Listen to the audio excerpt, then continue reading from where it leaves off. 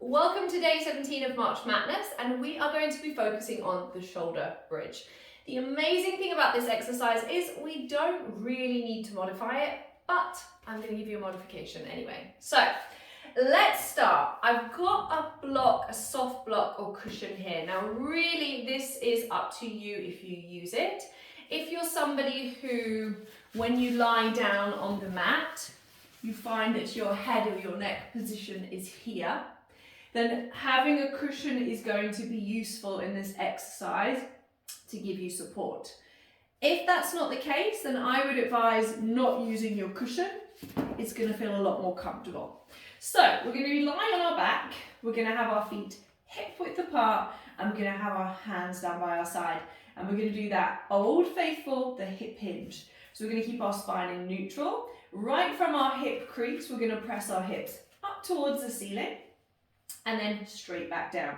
So you'll notice there's no articulation in my back. I'm lifting straight up and I'm lowering straight down. So this is how we start our shoulder bridge. You want to extend the hips and come back down. Now, when you get here, have a check-in with your position. Is your pubic bone pulling towards your belly button?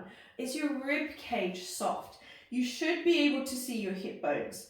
If you can only see your rib cage, then we know we've got this nice curve and you need to engage here a little bit more. It's going to stretch the thighs and work the back body and come back down. So this is your first option. I also like to add articulation here. It's not often that we get to use articulation as is in the other exercise. Here it's unloaded and it's a really great way. So we're going to lift the hips up and then we're gently going to soften our chest. And we're slowly going to articulate down. And then you go again, you lift up all in one piece, and then you soften your chest. You articulate down through each vertebra, scooping those abdominals in to control the spine and up. So this is a really great way for us to stretch the lower back and mobilize the spine without having to worry about our fracture risk. Now, of course, you can do a single leg. So let's move into a little bit of single leg as well. We're going to cross the ankle over the foot and we're going to press the hips straight up and straight down.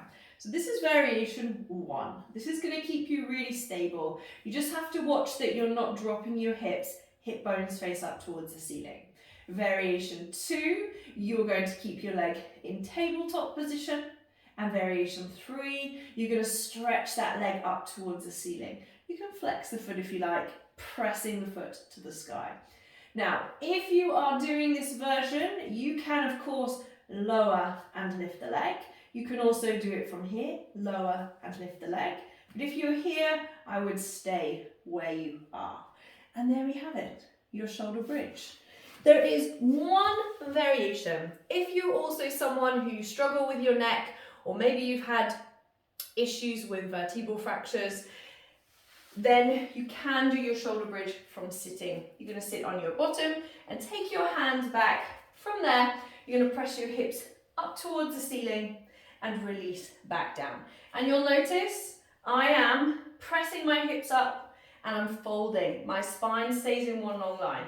Personally, I like to look down at the hips, but you can keep the neck in line with the spine. It really depends on what feels most comfortable for you.